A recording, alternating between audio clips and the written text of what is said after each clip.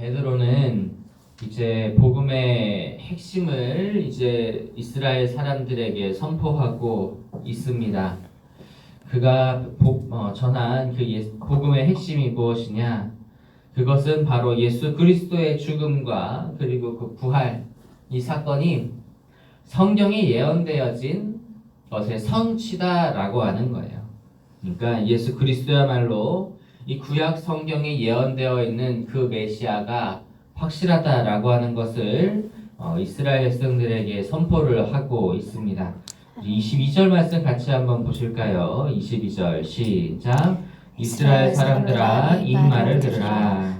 너희도 아는 바와 같이 하나님께서 나사렛 예수로 큰 권능과 기사와 표적을 너희 가운데서 베푸사 너희 앞에서 그를 증언하셨느니라.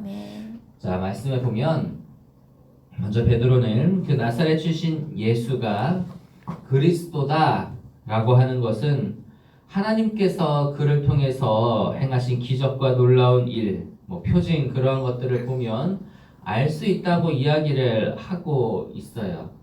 그러니까 이제 그 이스라엘 사람들 안에서 하나님께서 사용하시는 선지자나 택함받은 그러한 사람들은 그 표징이 굉장히 중요합니다. 그가 어떤 표징을 행하고 있는지, 그가 선포한 그런 말들이 정말 그대로 이루어졌는지 굉장히 중요한 것이거든요. 그것으로 말미암아 하나님께서 보내시는 사람, 하나님께서 쓰시는 사람을 판별을 하는데요. 그런데 베드로는 예수 그리스도를 통해서 하나님께서 행하신 그런 기적이나 표징이나 놀라운 일들을 보면 누구든지 그 예수님께서 하나님의 아들이다라고 하는 것을 알 수 있다라고 하는 거예요. 예수님께서 행하신 그러한 표징들 중에 보면 날 때부터 맹인인 자가 눈을 뜨는 그런 일이 있었잖아요. 이제 그런 일들이 단편적으로 있는데 그런 일들은 성경에 보면은 기록되어 있기로는 태초로부터 그런 일을 이룬 사람이 아무도 없다 그랬어요. 성경의 모든 그 유명한 그런 믿음의 조상들도 하나님께 큰 쓰임을 받은 사람들도 나면서부터 맹인을 고쳤다라고 하는 기록이 없거든요.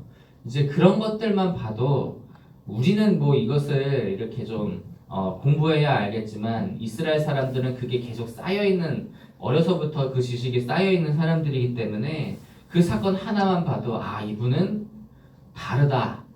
이 사람은 다르다. 이분은 정말 메시아다라고 하는 것을 깨달아 알 수 있다라고 하는 거예요. 그런데 이제 그러한 것들에 대해서 베드로가 좀 더 이렇게 말을 하고 있는 겁니다. 그리고요.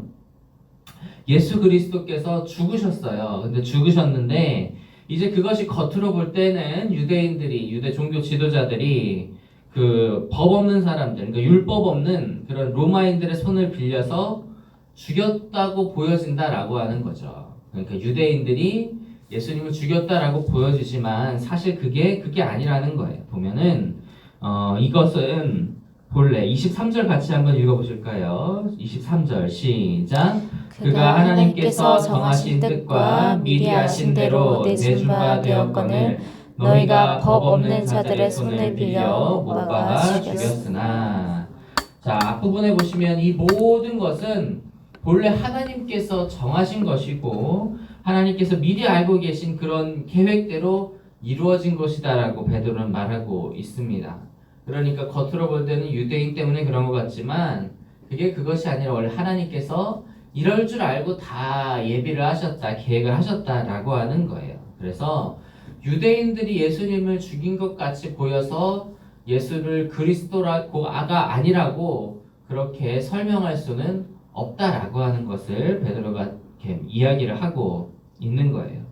이런 사건을 통해서 우리가 알 수 있는 거는 하나님께서는 사람을 지으실 때에 자유의지를 주셔서 스스로 판단하고 행동할 수 있게 하셨다고 우리는 그렇게 잘 알고 있죠.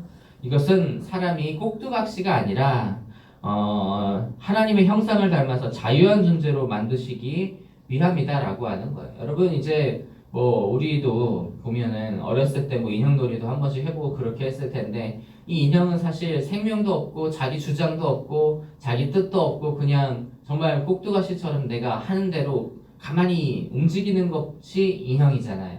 그런 것들은 뭐 조금 가지고 놀면은 이제 좀 지나면은 실증이 나고 재미가 없기 마련입니다. 그거는 온전한 모습이 아니에요. 하나님께서는 우리를 하나님의 형상을 닮은 그러한 존재로 창조하실 때에 우리도 하나님과 같이 그런 자유의지를 가지고 우리가 행하기를 원하셨어요. 그리고 그 자유로운 그러한 의지 안에서 하나님을 섬기는 것을 기뻐하셨고 그렇게 교제하기를 원하셨고요. 인형이 아니라 교제하기를 원하는 그런 마음으로 우리에게 자유의지를 주셨는데, 그런데 그럼에도 불구하고 하나님은 사람의 그 모든 마음과 그 모든 뜻과 계획 위에서 일하시는 분이다라고 하는 거예요.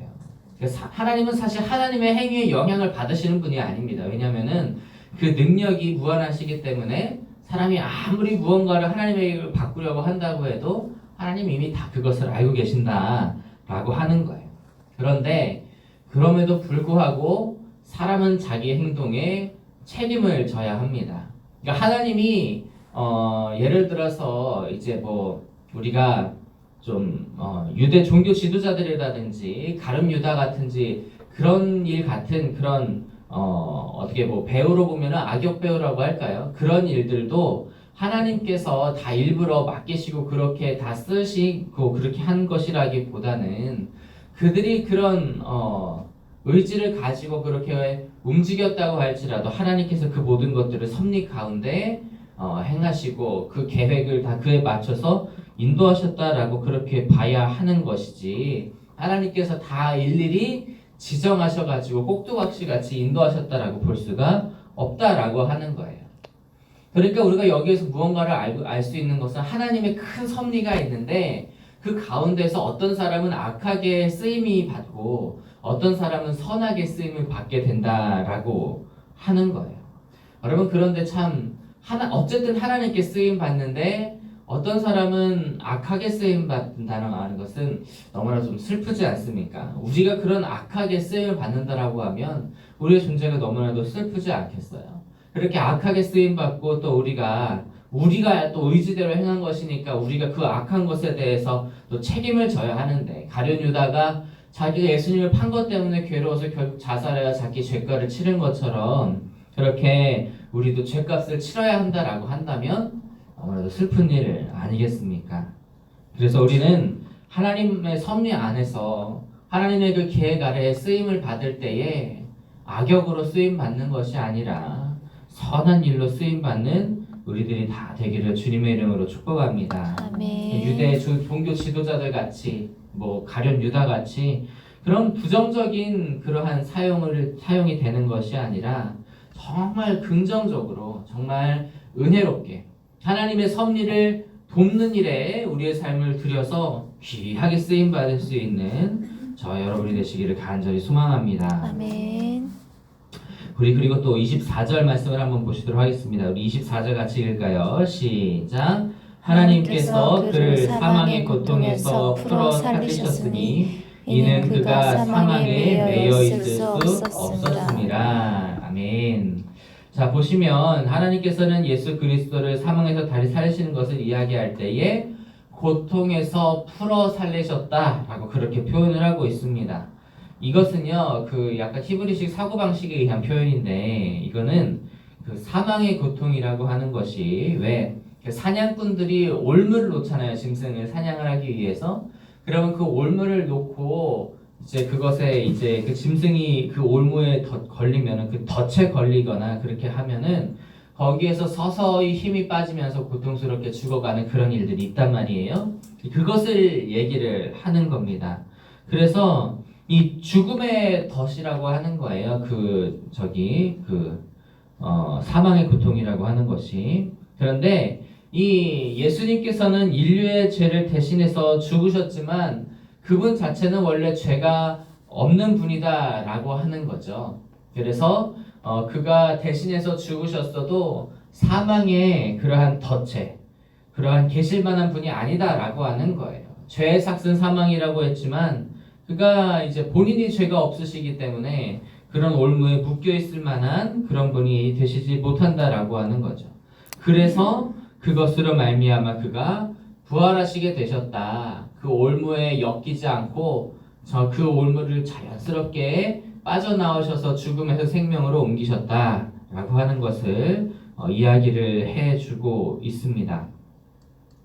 이거는 우리에게도 사실 동일합니다. 우리가 죄 가운데 그대로 있었다면, 우리가 죄의 삭슬 그대로 감당해야 하는 그 죄의 노예로 그대로 있었다면, 우리는 그 사망의 고통의 그러한 올무와 덫에서 그냥 계속 월매어서 빠져나오지 못하고, 그리고 거기서 고통스럽게 죽어가야 할 것이 우리의 운명이에요. 그런데 예수 그리스도의 십자가로 인해서 우리가 어떻게 되었습니까? 우리의 죄를 용서받게 되었다는 거예요.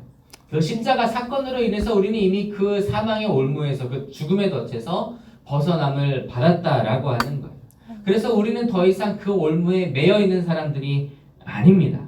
그렇기 때문에 우리도 예수님께서 그 덫에 매여 있으시지 않으시고 부활하신 것과 같이 우리도 그 죽음의 덫에 얽매여서 빠져나오지 못하는 것이 아니라 해방되어서 예수님을 따라 부활하게 될 것이다 라고 하는 것을 우리는 알 수 있게 되는 거예요. 우리 또한 예수 그리스도를 뒤따라서 용서받고 부활하게 될 줄로 믿습니다. 아멘. 하나님께서 우리의 죄를 그 십자가 사건으로 인해서 잊으신다라고 말씀하셨어요.